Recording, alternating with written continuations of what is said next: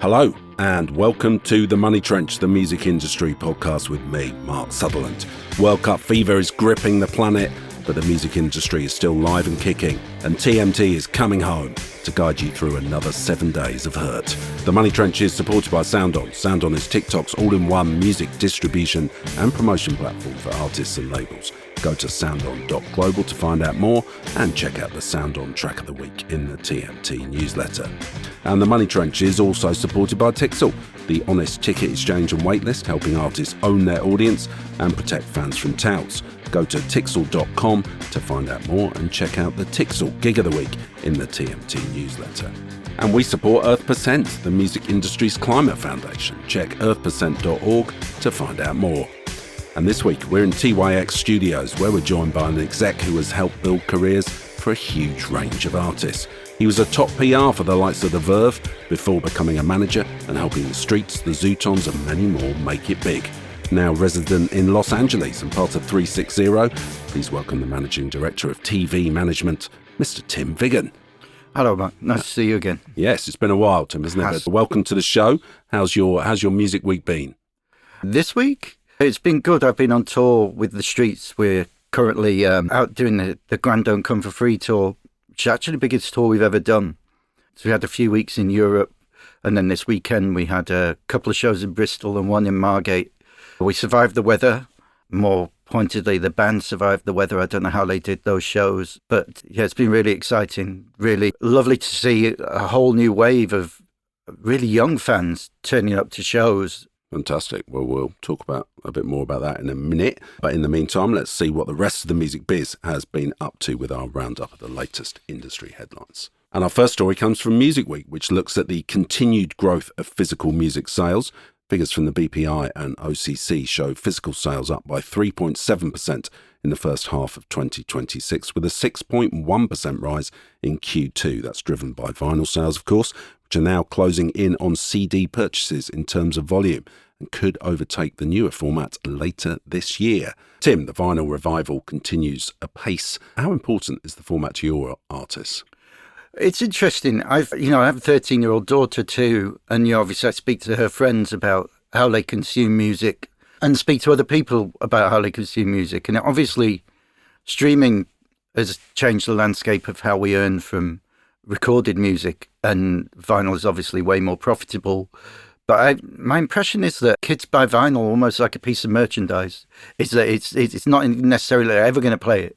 And my daughter, she is always making me buy things like Cat's Eye exclusives and things that she just wants to own. And she doesn't necessarily play. She'll play them on her phone, but she wants to own these pieces. And I think it's a mix between, like I say, people wanting to earn it as merchandise, but I also think people see it as a way to support the artists that they love. And I think it's much harder now for people to feel like they're a fan of an artist. Kids seem to be much more fans of songs. So when they do find an artist that they love, they want to try and find ways that they can support them.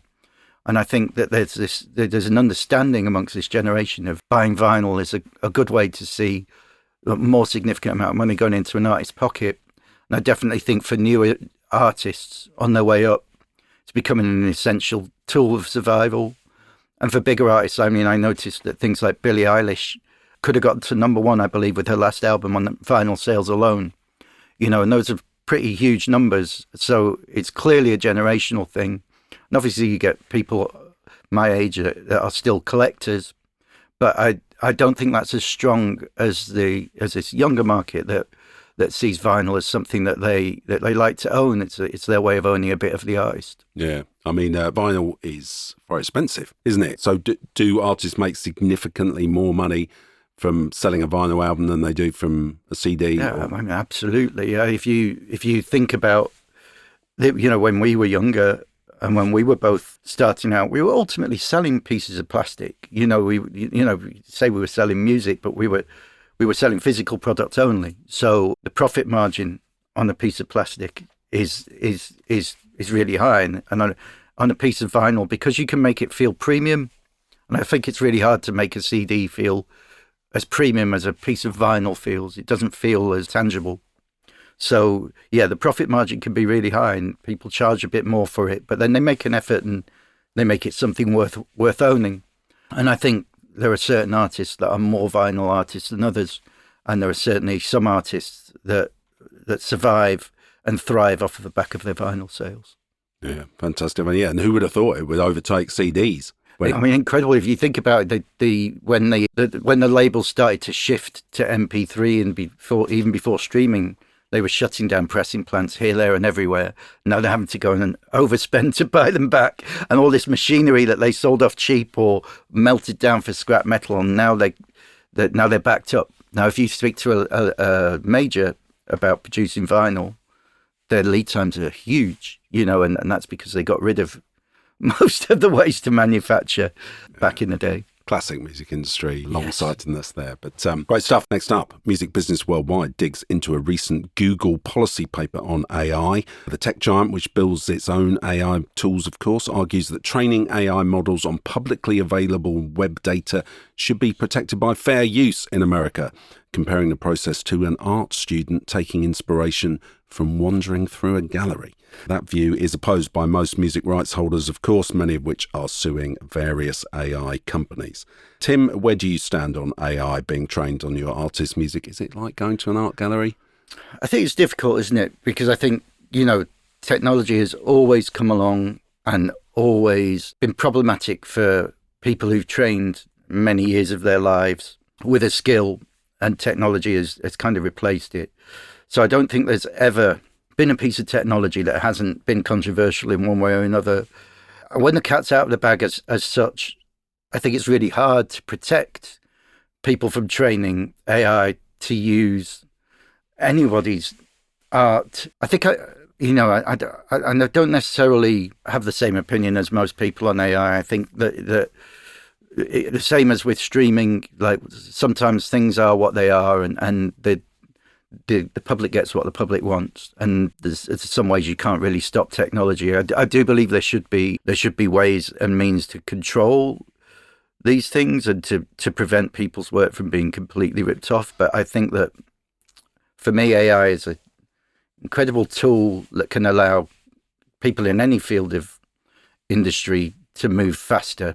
I don't think AI will ever replace ideas, and I think this new generation of kids, every generation of kids kind of responds and reacts against the generation that goes before them. And the generation that they've lived through has been a generation that has everything's very computerized and perfect and full of solo artists. And I think that we're finding a generation that's really excited about authenticity and excited about humanity.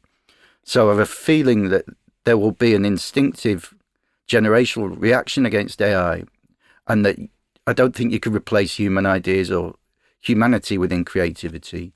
So I think people have to learn to use it in a way that maybe speeds up process, but doesn't replace ideas. And I think people can smell it. I think I do. Maybe I'm being naive, but I think people can hear when something's just written solely by AI and created by AI, and it has its own place. There's no point denying that, because clearly Spotify and the other DSPs, particularly Spotify, are enjoying streams and streams and streams of AI created music. But I think what people really still will always want is something that comes from within, and I think there's an opportunity there for people to use it to speed up their process. But I don't know what you can do. I don't know how you can restrict in something where there's very little guardrails. Yeah, I mean, I think your point about the cat being out of the bag is probably a fair one. So is it just a question of making sure artists get paid now? They get compensated for? I mean, you'd hope so, but I mean, how do you prove? How do you prove that somebody has taken a Mike Skinner, said that they've make me a song that sounds like Mike Skinner rapping about that plant over there? I think it's really hard to prove that completely, because people have taken influence all their lives. I'm not saying that's the right thing.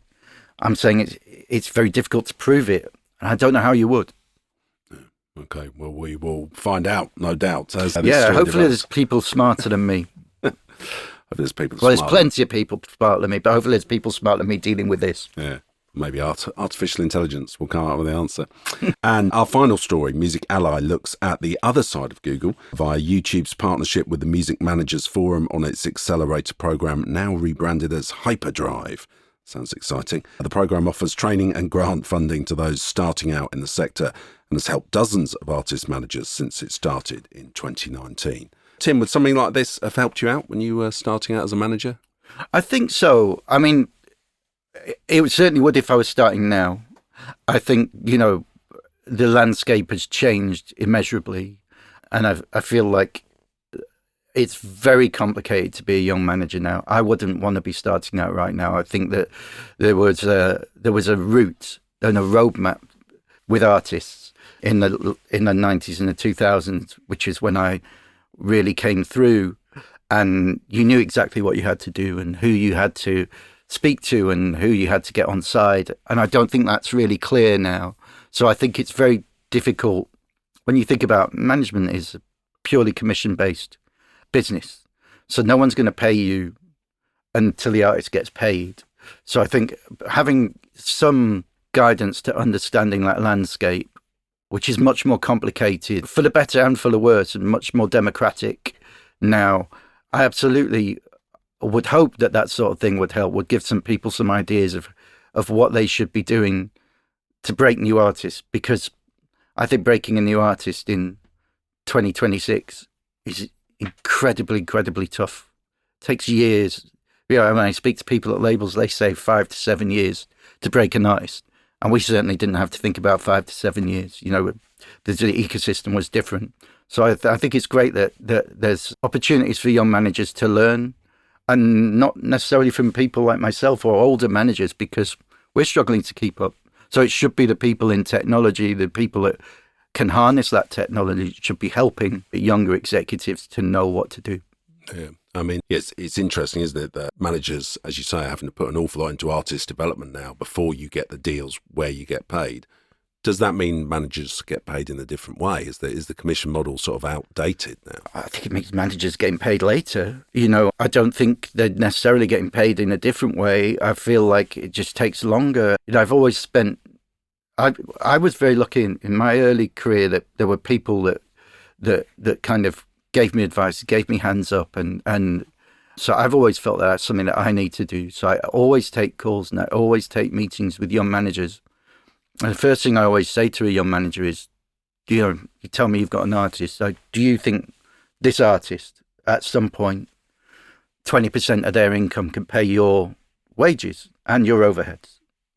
And if they say no, I say, well, how are you going to survive? Because that's how we work. And so I think you're finding it, unless a manager has a big artist that can underpin them financially and allow them to develop other artists, you're finding that managers and artists are having to have the sort of commitment to having second jobs, to that sort of single-minded belief in a way that they didn't necessarily have to. Those deals aren't out there anymore. And if the deals are out there, why would you sign them? Like right now, unless it's one thing, SD kids signing for 30 million quid or whatever it is, and then everybody has a career. But, most young artists, you wouldn't sign to a major early, because the majors need results, and they're mainly data-driven. And if they don't get results quickly, they tend to move on very quickly, which wasn't necessarily the way in the 90s and 2000s. Things have changed immeasurably. I think it'd be very tough for a manager now, but I don't think they're getting paid any differently. I just think they're having to wait longer and work harder for it. Yeah, well, that's the story of the music industry in 2026, isn't it? But great stuff, Tim. And don't forget, for even more music industry insight, sign up for the TMT newsletter at themoneytrench.com. But now it's time to talk to this week's guest, Tim Vigon of 360 and TV Management. Tim, you're on the road with the streets, as you said. They seem to be more popular than ever live. How have you managed that? Well, I don't think I've managed it. I think he has. And I think we've been, some artists, Mike made classic music. And I think it goes back, we could look at many artists through the ages like that. And if you're in the right place and the right time and fortunate enough to be involved in somebody's career that makes groundbreaking but also timeless records, then they have a career. And I always remember people would say to me particularly after A Grand Don't Come for Free, but also after original pirate material, people like Nick Phillips, John Reed, publishers would say, "You've got broken bands now." And in my brain, I wasn't thinking like that. I was thinking, we're 2 albums in, not even begun. I'm thinking about what's next. And I understand what they meant now. They meant that you've got records that people are going to want to listen to in 20 years' time. And as I mentioned early on, like the thing that's been most gratifying for me on this, so we did a comeback tour maybe 10 years ago. And, there was a little bit of trepidation that we were going to be playing to the same audience that we played to. And I think we kind of mostly did on that early comeback tour. But over the last few years, what's been incredible is to see the ages in the shows drop. And obviously Mike has continued to make big songs that have been contemporary. The last song that we play in the set is a song called Take Me As I Am, which was only released, I think, 4 or 5 years ago. He's done tracks with Fred again. We did track with Masterpiece. And these songs have become set staples. And that's how we know when a song has crossed over, is when they can survive in our set. Because when you're sitting alongside, Has It Come to This, Dry Your Eyes, Fit But You Know It, Blinded by the Lights, songs like that, it's quite hard to stay in the set. He's got a lot of classic songs, but a lot of our modern songs have managed to stay in the set. So he's continued to make music that, he had a song on the first album called Let's Push Things Forward, which was all about that. So he didn't necessarily really want to do this tour looking backwards. And so moving forward has always been massively important to him. I think the other thing that I would say, we've always been incredibly selective about what we do. And I think one of the keys to management is as much about what you say no to as what you say yes to.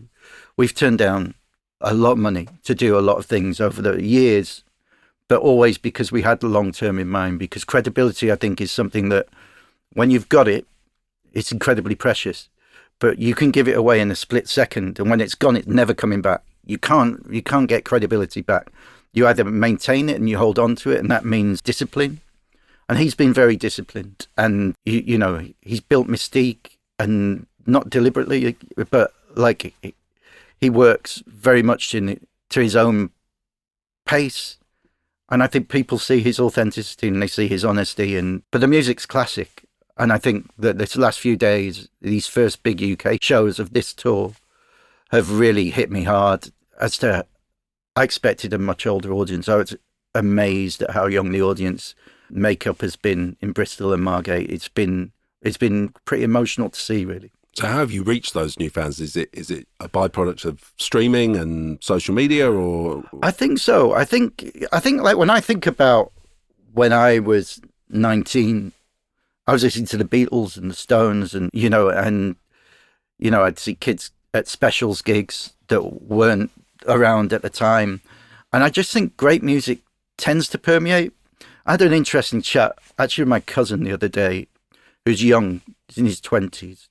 He said to me, the reason why the Streets and Oasis resonate with us now is because we live in awful times.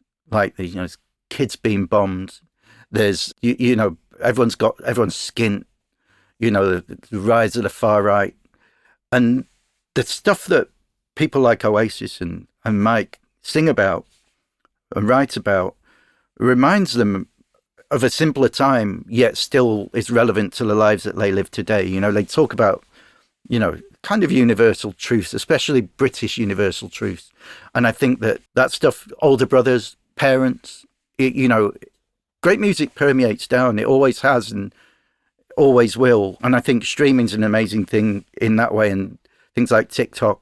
I heard that Pavement, for example, had a B-side that went viral on TikTok, and suddenly they're playing double the size of shows that they were to a whole new audience. So I think for all there's obviously pros and cons to every bit of advancement in music, and people have got their complaints, understandably, about social media. But if you think about it, for example, when we were we were used to talk about, oh, you need to get that first week sales, first week radio play, second week, where are we at, pre-sales. None of that matters anymore. A song, you put your music out and you never know when it might take off. And I think that is a massive advantage certainly for prolific artists or for great artists, is that your music can be discovered anytime. And I think there's an element of that with Mike. The Shazams are through the roof every week. I'm more fascinated by Shazams than I am by streaming, because it means that people are discovering, and discovery's always been the thing that I'm most interested in. Fantastic. And you obviously have a great relationship with Mike. What's the secret to a good sort of artist-manager relationship, do you think? I mean, I think like a great manager, not that I think I'm a great manager, but a manager is able to take the vision of an artist and sort of be a conduit and a translator between that and the world of commerce. Most of the vision, 99% of the vision, comes from the artist. And what you have to be able to do is hear that, understand it, and support them all the way, whilst at the same time making sure that all they have to focus on is the music. So I think with Mike, we're obviously very close, and he's a solo artist, which is a bit different from managing a band. And so we've always had a fairly symbiotic relationship, and I listen to him. I listen to him, and he's a genius. So 99% of the time, I'm just taking what he says, and then I just take it out into the world and, like I say, translate that to people who have to work with it. How often do you disagree? I mean, we definitely disagree. I try to be, in all of my management relationships, I try to present all the alternative routes that someone can take. I might say, okay, there's this situation that's come up. There's these 3 or 4 ways of looking at it. This is the way I would look at it, and this is why I would look at it this way. You might look at it in a different way, and this is the pros of that way, and these are the cons of that way. And you always give an artist where they would like it, the agency, to be in control of their own destiny. I always think people, when they think that managers are there to tell people what to do, they don't understand management. Not just music management, management in general. Micromanaging is an enemy of good management. I've always found that I try to surround myself with people who are really great at their jobs and let them do them. I shouldn't be telling a radio plugger how to plug to the radio. I should get the best radio plugger possible and let them do their job. Same with a tour manager, same with a sound engineer.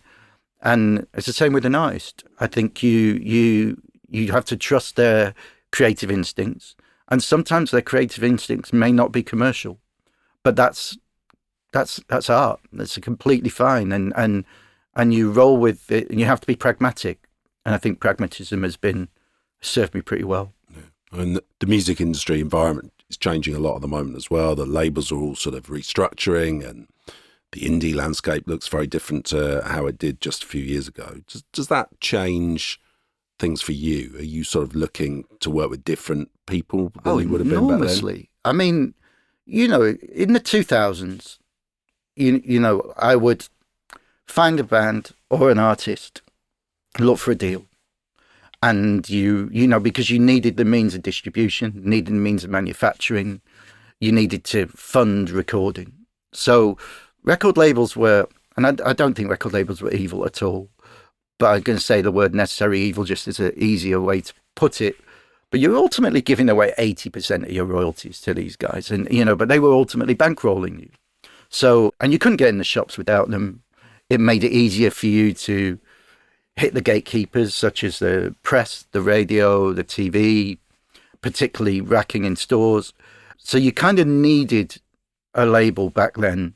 So you would give away an enormous amount of your rights, sometimes in perpetuity, for your art. And I'd find it hard to justify doing that now with a young artist. I'd find it really hard for a major label to persuade me with a young artist for a few £1,000, as much as that would be nice for me and for everybody else. It's like most of the work gets done by the artist now, whatever anybody likes to tell you. They're doing the work. They're doing the initial building of their own audience, their own artist development.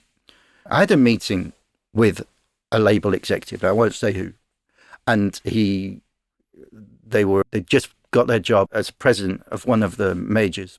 I said, how's it going? They said, well, I just had an A&R meeting. So what was it like? He said, oh, it was really weird. There was a load of people around the table, and we went round the table, and I asked everybody to present a couple of artists. And every person presented a couple of artists, and they said, all right, they've got this many followers, they've got this many streams, they've got this many impressions, they've got this much engagement. And at the end of the round table, he said, do any of you like any of these artists? Do any of you believe in any of these artists? Because not one of you has mentioned any of the music. Not one of you has mentioned anything about this person, who they are, why you think they could have a career in music, why you think they might have longevity. You've just given me numbers. And I think I understand why, and I understand why things have moved in that direction.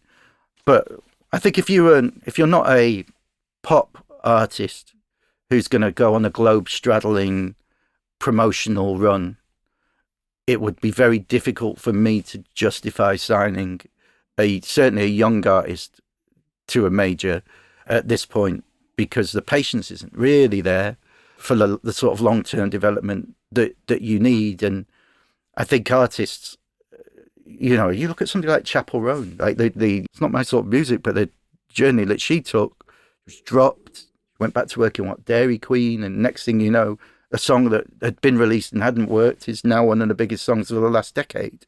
These things are really unpredictable, and it's not that I'm criticizing the labels for not being able to support these things.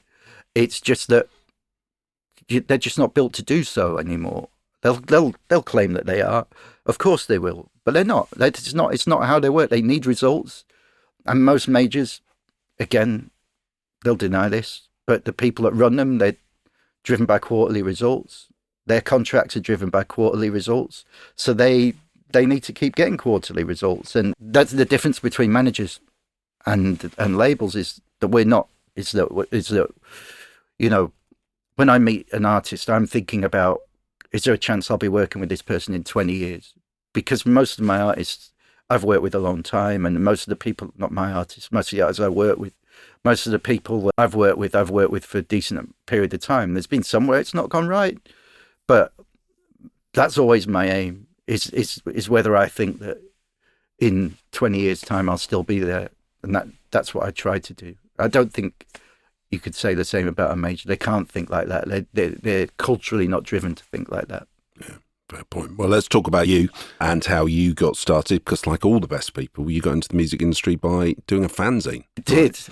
I did. I used to follow the Stone Roses around when I was a kid, and I was incredibly fortunate to be in sixth form college in Manchester, a college called Loretto, which was in Moss Side. From age 16 to 19, I had to resit my first year because, I come from Macclesfield, it's a small town, and I wasn't really going out very much from there. But when I got to Manchester, the world opened up to me. I met a whole bunch of new people, and I was going out all the time and going to clubs, going to gigs. And it was a time, of course, when the Stone Roses were coming through, the Happy Mondays, the Spiral Carpets. There was it was a scene. I just thought that scenes existed like this everywhere, and that was normality. I didn't realize how lucky I was at the time. Hacienda was going strong, and so there was this incredible culture. And the thing that was amazing in Manchester was people have an attitude in that city of don't talk, just do. Like, people were really supportive of me. I mean, the fanzine was terrible. It was embarrassing, and it was written. I remain an enthusiast, and that's all it was. It was like a naive small town enthusiast writing about a band that I loved in this world that I loved very badly. But people recognized my passion. So people like Dave Haslam, Paula Greenwood, the people in record shops would really just say to me, stop, just get on with it. Just do what you're doing. Just keep doing what you're doing. And from there, weirdly enough, a lady called Linda Duff, who ran the rave column, which was the gossip column at the Daily Star, called me up one day and asked me if I wanted to do some shifts in London and would pay me. So I was going to London, and my dream at the time was, I either wanted to be in a band or I wanted to work at the NME. That's what I wanted to do. And the Daily Star was in the Express buildings, which was opposite King's Reach Tower, which is where the NME and Melody Maker were. And a lovely woman that worked for Linda at the time called Julia Kuttner, whose husband was a guy called Gavin Martin, who worked at the NME. And so she gave me this amazing little window into the world. She introduced me to people like him and Roger Morton and Steve Lamacq, and I used to kind of stalk them. And then there was another lovely guy called Phil King, and Phil was the picture editor at the NME at the time, which at the time, you can imagine, it was just these drawers and drawers and drawers of physical pictures that he looked after. And he was in a band called CC Rider, and they were going away to make a record. And he called me and said, hey, I know you really want to work here. Do you want to come and do my job for a couple of weeks while I go and make this record? It was really kind of him. And I did. And I went and worked in there for a couple of weeks. And, James Brown was suitably obnoxious. And it was, Danny Kelly was the editor at the time. And Steve Lamacq was incredibly encouraging, considering I couldn't write a jot to save my life.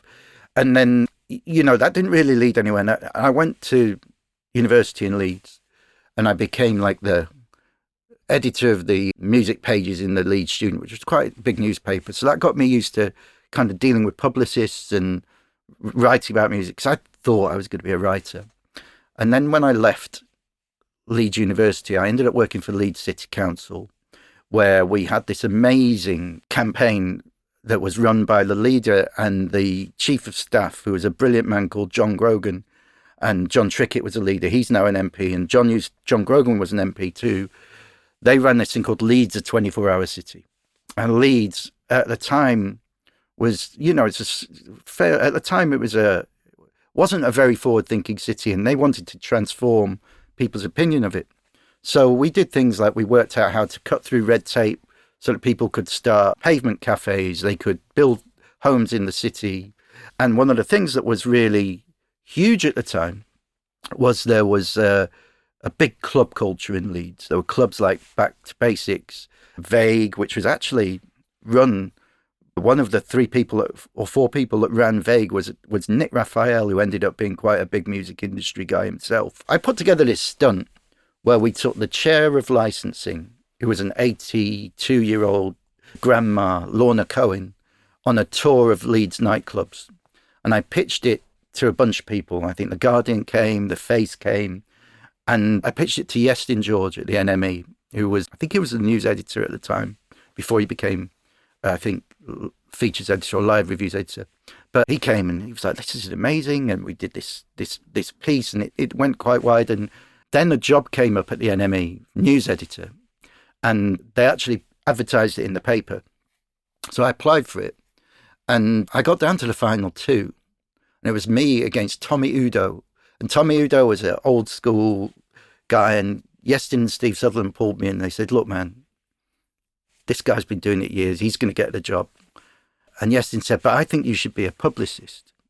And my wife's a publicist. So one day I'm going to introduce you to her. And I'm like, yeah, whatever. You've not given me the job. Now you're just trying to soft soap me out the door.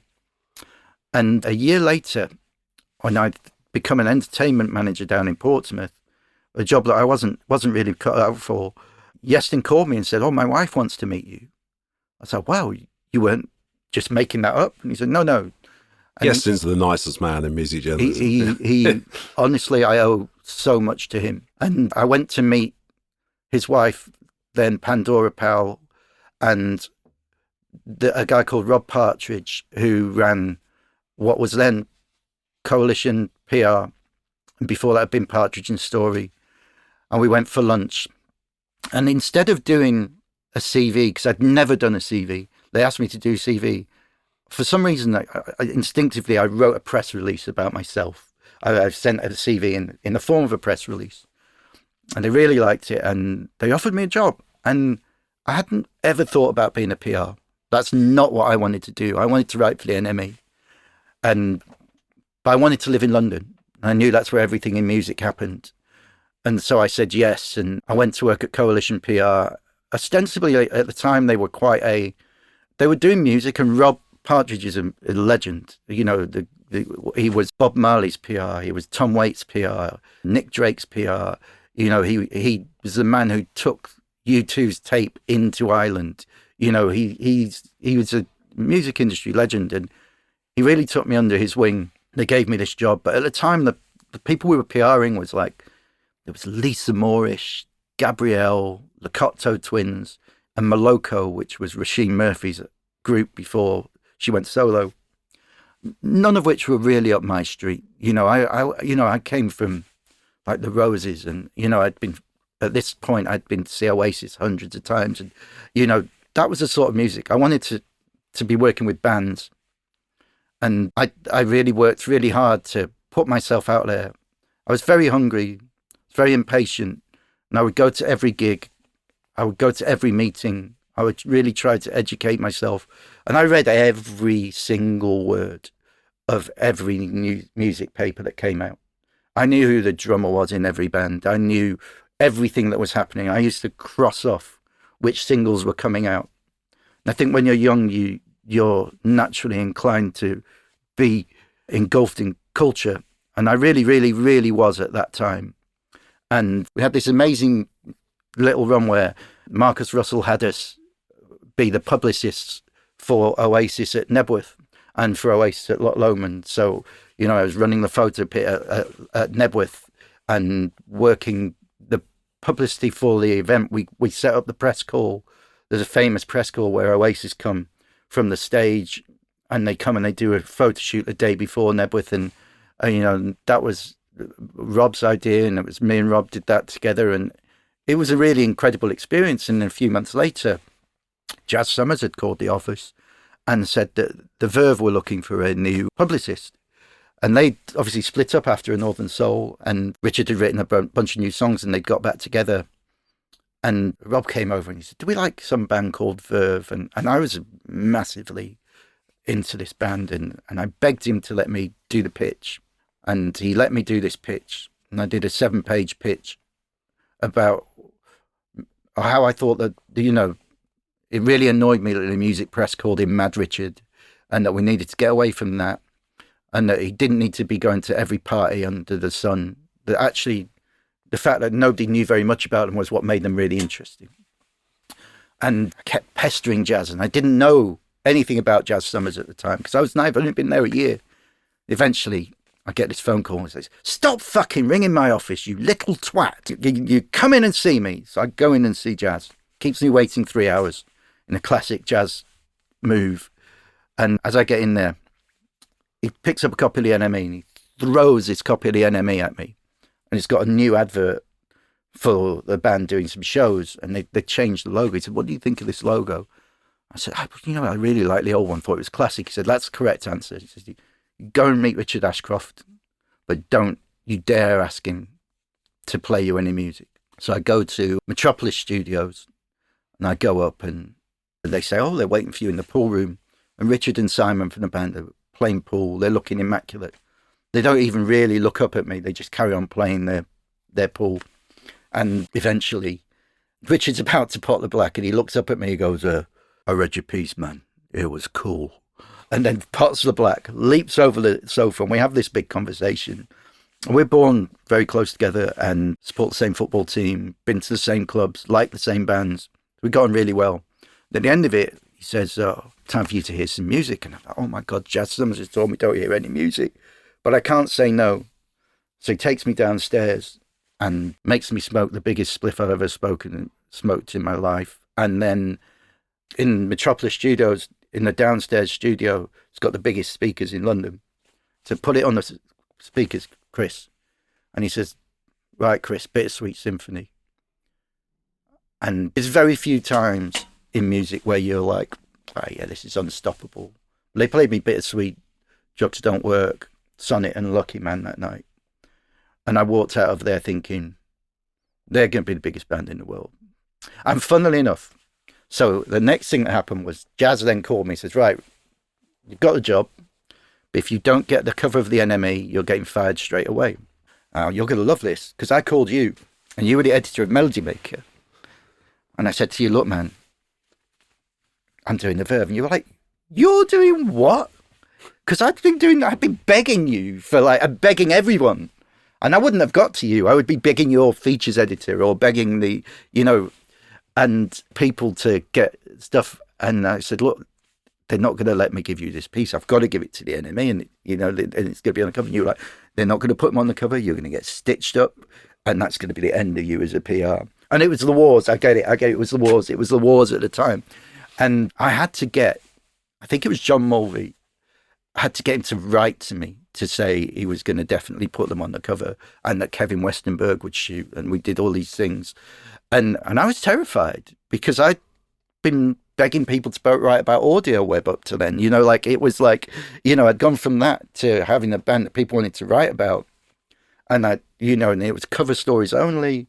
And so I was having to go from zero to, and I remember having this conversation with Jefferson Hack, who was at the time the editor of Dazed, and we were doing the photo shoot, and he was like, oh, this must be really exciting. And I'm going, well, it is, but I'm kind of not enjoying being shouted at by a lot of people. And he sort of said something like, embrace the power. And I was just like, yeah, that's not me.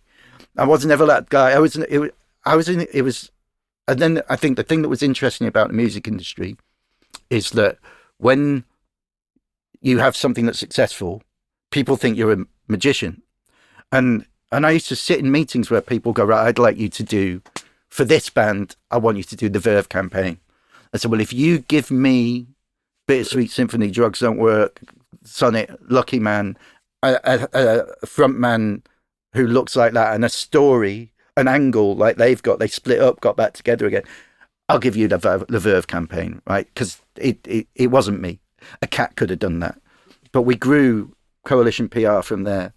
We ended up having a really great company. We did most of Hut's stuff. But I didn't enjoy two things. We could be doing the Verve, and who would go on and sell 7 million records. And we could be doing the auteurs, who could sell 7,000 records. And we got paid exactly the same. And then I would go into offices and see people getting massive promotions and all these sort of things. And I'm thinking, this doesn't add up. And then also I didn't enjoy with publicity how little contact you have with the process and with the artist. And I wanted to be, I wasn't a good musician. I thought I was, and I realized I wasn't. So I wanted to be as close as I could. And what I realized after two and a half years of meetings was management was the closest that you could be to the artist. And so I asked Rob Partridge if I could think about being a manager. And at the time I was probably his highest earning publicist in terms of what I was bringing in. Because once you do something that's doing well, everybody wants you to do their PR, right? Even though it makes no sense.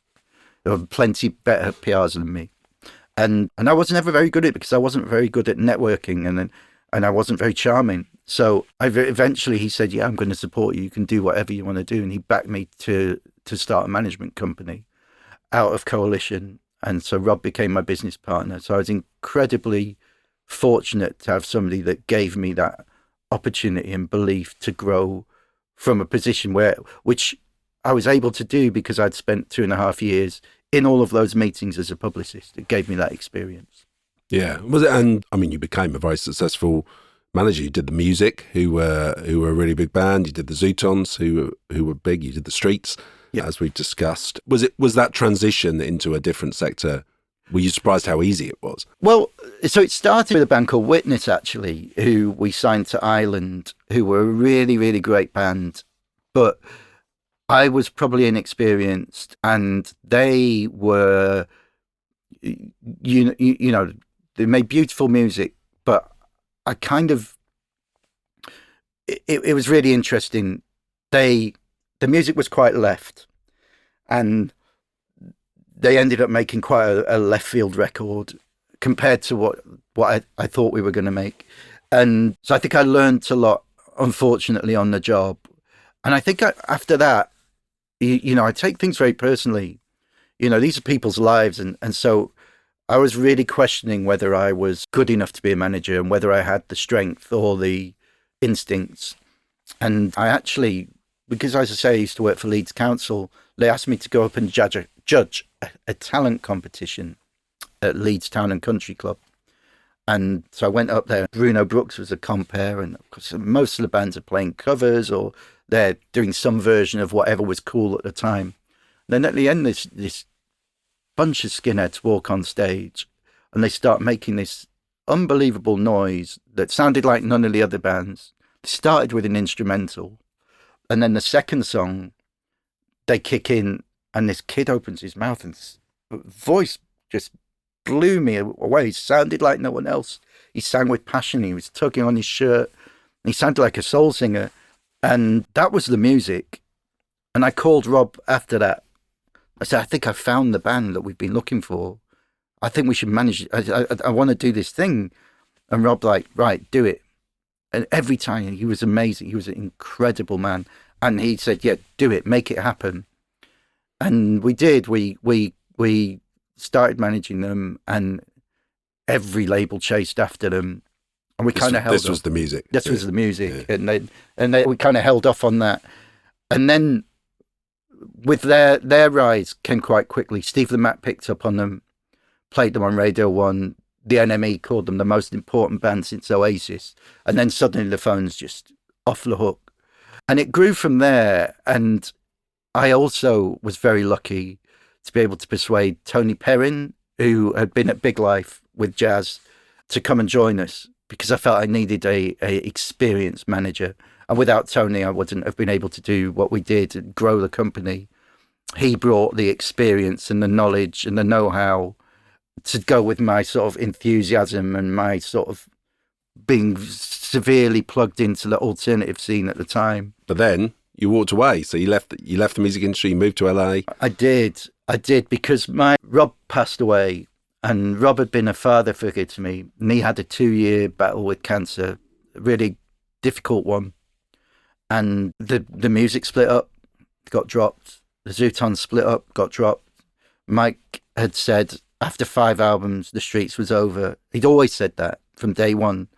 So it felt like the time. And I actually took my football coaching badges. I wanted to coach kids football. And so I learned how to be a football coach, went to America intending that to come along. A very long story short, I ended up adopting my daughter and needed to get a job.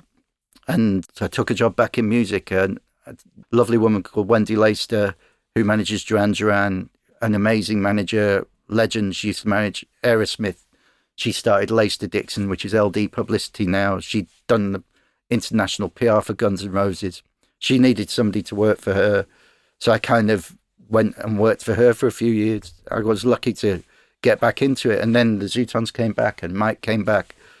So I got my old things back. But yeah, I thought I'd escaped, but yeah, I'm a lifer now. It's like the mafia, isn't it? Just when you think you're out, it drags you back in. But and you seem to tend to work with big characters, some of whom, fairly or unfairly, have a reputation for being a bit challenging at times. Is that what you're drawn to? Do you mean the artists or the managers? The artists. The artists. Yeah, I think like the truth is, no great artist comes without a challenge, right? To be great at anything, you have to put your heart and soul, and you sacrifice a lot of yourself into that. So I don't think that it's possible to manage somebody great and not be challenged and find them challenging. And so, yeah, I mean, I managed Dexys Midnight Runners for many, many years too, and people would say Kevin was challenging. But again, with Kevin Rowland and Mike Skinner, I don't think you'll ever meet two people who work harder at their craft. Kevin Rowland takes singing lessons every week. Kevin Rowland works on his records. He puts as much of his heart and soul into his modern records as he did in 1982. The man is obsessed with being phenomenal at what he does. And I think I look at footballers, it's the same. I look at businessmen, they're the same. I think I am drawn to people. I only want to work with greatness. And that's the thing that is, Mike wrote an autobiography, and one of the chapters it says something like, the title is, Tim always wanted to manage Bruce Springsteen or the Beatles. And that's true. Everybody I manage, I think, could be Bruce Springsteen or the Beatles. You know, I think Mike is kind of a modern Bruce Springsteen. And I always felt that. I always wanted to not for the money or not for the success, but the importance of it. Nothing moves me more than standing at the side of the stage and hearing an audience singing back a song. And I find that even if I'm going to somebody else's show, it tears me up. So when it's something that I've worked on or something that I might have heard early in a demo stage, to hear, you know, hearing Empty Cans every night on this Streets tour, which is the last song on A Grand Oak Come for Free, I don't think there's a single night where I haven't at least had a lump in my throat, if not cried. I think it's just seeing the effect music has on people is a privilege, and it's an addiction, and that's the thing that I'm definitely addicted to. Yeah, fantastic. And you're now part of 360, which is a very big management company. You're still out in LA, living the LA dream. What's I'm not sure about that, but what's next? Look, Mark Gillespie is a really amazing guy, and you know, I had a really good run with Wendy. I felt like I'd run my course at Wendy's place, and I wanted a new perspective, because she was amazing to me, and she's an amazing manager who I learned an enormous amount from. And something that Mark does is he's very, very, very on top of everything that's going on. He's ahead of what's going on, and he makes a business to be ahead of what's going on. So I think I wanted to be around somebody that was thinking really very much in those terms and was investing in that sort of thinking. So it's a really great place to be in. You know, Mark's an incredibly supportive partner, surrounds himself with brilliant people, great managers, great bunch of people. And obviously I have still the Streets, the various Zootons doing solo projects. Dave McCabe's doing a really exciting solo stuff. Abby and Sean have their own solo project, and the music's sounding fantastic. So hopefully that will come to light very soon. And I have a couple of young artists, a young artist called Miss Lily. She's 18, from London. And she's like somewhere between Little Sims and Amy Winehouse. But it's definitely a long route with her, because I want her to develop at her own pace and to do those things. I still want, I think, look, making people like Mike Skinner and Dave McCabe national treasures is the top of my agenda. But the addiction to meeting somebody whose dream is to have a career in music and open some doors for them to have the opportunity to do that never goes away. I adore that, and I want to keep doing that. Okay, well, please do keep doing it, Tim, and stick around for Latest or Greatest, which is coming right up. And if you're enjoying The Money Trench, supported by SOUNDON and TIXEL, please give us a rating or review on your podcast platform of choice, as it really does help us keep making this podcast. But now it's time for our quickfire round with our guest, Tim Vigon of TV Management and 360. Tim, this is called Latest or Greatest. Okay. You can decide to talk about either the most recent or the all-time best music biz thing that you've experienced in these categories. And we start with what's supposed to be the easiest one, the latest or greatest record that you've bought. So the latest thing, I've been really, in the last couple of years, I've really got into this American country artist called Charlie Crockett. And he just released a new album called Age of the Ram.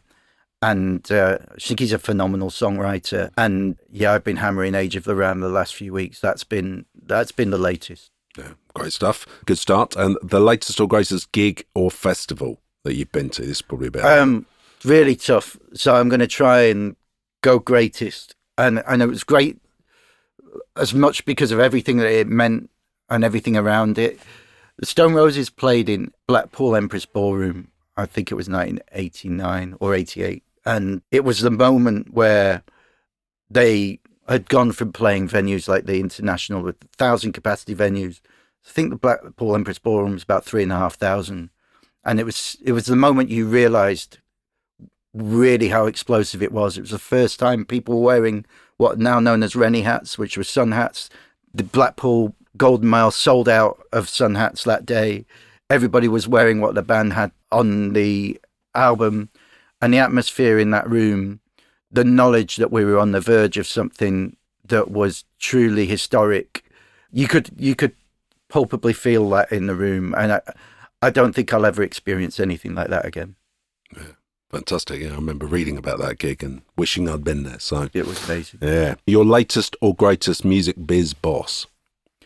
I mean, look, Rob Partridge was my greatest boss. And I've worked with a lot of really brilliant people over the years. You know, Rob String is outstanding and really good at what he does, and whilst being a music fan. But, you know, Rob Partridge was like Yoda. He knew instinctively how to do things and what to do. He understood music, he understood musicians, and he cared deeply, fought like hell for his staff, and taught me to under-promise and over-deliver. I've worked in music 30 years and it's all down to him. Yeah, no, he was a wonderful guy. So great stuff. Latest or greatest mistake that you've made? Do you know what? I was thinking about this one because I've made a million mistakes. But I think the biggest one I've made over recent years is I fall in love with talent. And I sometimes I'll hear somebody and think their talent is so unquestionable, and it usually is. But the biggest mistake I've made, and it's happened in recent years and I've learned the hard way, is it's not enough. If your talent isn't matched with unquestionable work ethic, there's no way you can succeed, especially now with the competitive nature of music and the fact that if you want to make a record now, you can record it on your phone. You don't need anybody to put it out for you. You can do it all yourself. So there's a whole load of music coming out. So unless you're prepared to work harder than everybody else, you can't succeed. You just can't. And over recent years, I think in the past you could get away with it a bit more because there was a route. If you get in the NME, if you got on Steve the Mac, if you got on MTV2, you had a route and you were in the game. It's not like that now. You have to stand out from the crowd. So you've got to be prepared to work. You've got to be prepared to do your social media, which most artists don't want to do. And you've got to be prepared to sacrifice years, probably get second jobs. So now I think the biggest mistake I've made is to fall too much in love with talent and not do my research into people's character and work ethic. Okay.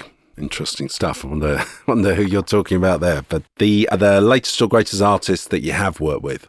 You're sport for choice here. That's awful. That's like trying to choose between my favourite kids. So I'm not gonna name any of my management clients because I think it would be insane. I would say we've talked about it, but working on the Verve when it was with the full band, pretty much original lineup plus Simon Tong, was an astonishing thing to see and to be a witness to watch their rise. But also the thing, I love bands, I love groups, because the greatness of a group is usually defined by them being greater than the sum of their parts. And they were a classic example of that. When they got in a room and made music together, something different happened. Something that, and you know, people disagree with me, but you can't take somebody great. You can't take somebody out of a great band and then remain the same. It's impossible. Their chemistry was perfect. It was a complete privilege to be a tiny fly on that wall, but that was amazing. That was amazing. Yeah.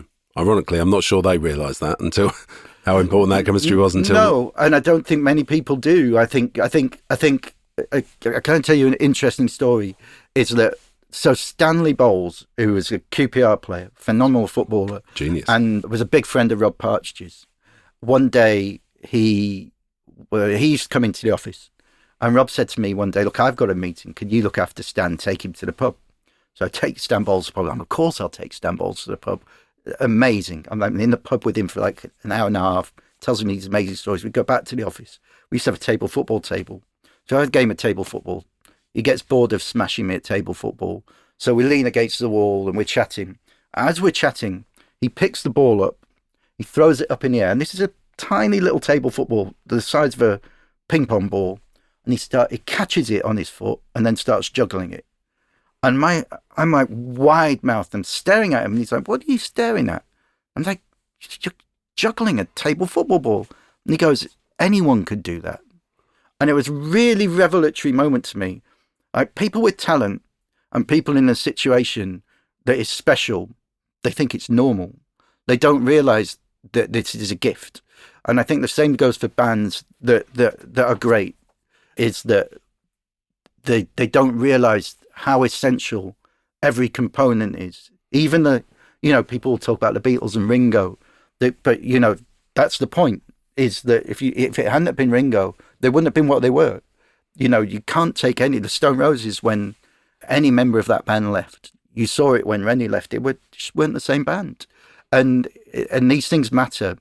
And I think chemistry and talent are two things that people who have them really undervalue because they take them for granted. But I think it's human nature. Yeah, excellent stuff. And the latest or greatest music industry party that you've been to, man. You were there in the 90s. Yeah, you know what, though? I didn't go out very much. I was never a party person, but because, I wasn't very social. I was a football man. I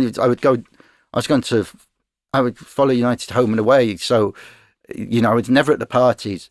But I do remember, because I tried to think about this, I think it was the end of 98. And obviously the Urban Hymns had been a massive success. And Virgin also had the Spice Girls at the same time. And they had a party, which I think might have been in their offices, which used to be on Kensal Rise. And I just remember there being literally trays and trays and trays of lobster being handed out, and everybody drinking champagne. And obviously the lines for the toilets were incredible. So it made me think, I'm in the wrong job. I'm definitely in the wrong job, because we weren't eating lobster and drinking champagne. But that party was pretty wild. Yeah, that's about it. I think I went to that party as well. Do you remember that party? Yeah, and probably had the same thought. Music journalism is not delivering parties like this, sadly. And we can't let you go without giving us a new music tip. Are you still looking for sort of hot new acts to sign all the time? Yeah, probably shooting myself in the foot here. There's a young band that I'm looking at in Leeds. It's very, very, very, very early on. Somebody will probably try and pinch them now. And they're called the Maritime County. They've only been going a few months, and they're very, very raw. But they really remind me of when I first saw the music. There's something honest and authentic about them. The singer sings from the heart. And I do think, and I said this earlier, that this next generation are looking for authenticity. And I also thought, having seen those Oasis shows last year, and I had to be persuaded to go to those Oasis shows, having seen them so many times in the 90s, having worked at Nebworth, I just thought, how could it be anything but downhill? Why would I go and see that? And so my friends dragged me to Cardiff to the first one, and it absolutely blew my mind how brilliant the band were, but also how young the audience was. So I'm utterly convinced that there's going to be a change in music that's going to be a result specifically of that tour. Worldwide, we're going to see people who will have looked up at that stage and gone, I want a bit of that. Me and a few of my mates going into a room, making music together. There was no ridiculous show. There was no dancing. They stood up there, played amazing songs, sang them with attitude. And I think that we're going to see a whole load of that in the next 2 or 3 years. And I think that's what young people are craving. Just really good songs, really well sung. So I'm hoping there's a wave of that, and I'm hoping I'm well positioned to be a part of it, because that's what brought me to this, and that's what I hope keeps me here until I drop. Well, here's hoping. It sounds like a good vision of the future to me. So touching wood. Yeah, well, that sadly is all we have time for. So a big thank you to our guest, Tim Vigon. Thanks very much for coming on the show. It's a pleasure. It's nice to see you, man. Cheers. The Money Trench, the music industry podcast with me, Mark Sutherland, is supported by SOUNDON on TIXEL and in support of Earth%. It's produced by Take Notes and exec produced by Mike Walsh, with huge thanks to Sennheiser, The Fourth Pillar, and our friends at Deviate Digital for our social media. The Money Trench music is by the brilliant Tom A. Smith, and to get in touch with us, please email mike@themoneytrench.com. Thanks this week to TYX Studios for their beautiful podcast studio and facilities. TYX Studios provides premium podcasting studio facilities and production assistance right in the heart of London. Check them out at tyxstudios.com. There's another big football week ahead, and the music biz is kicking off too. The 50th anniversary Silver Clef Awards are here. Sarah Cox starts her new Radio 2 breakfast show. It's the Ivers Academy Summer Party. BST Hyde Park, 2000 Trees and Mad Cool festivals are all on. Plus there are huge gigs for BTS, Lily Allen, My Chemical Romance, Little Grandad, Wet Leg, Super Furry Animals and Iron Maiden. And if you've got the number of the biz, the TMT will return with another brand new episode on Monday, July the 13th, starring another music industry trooper. We will see you then. Tim, thanks for coming on the show, and good luck with the rest of the Streets tour. Thank you, sir. Cheers.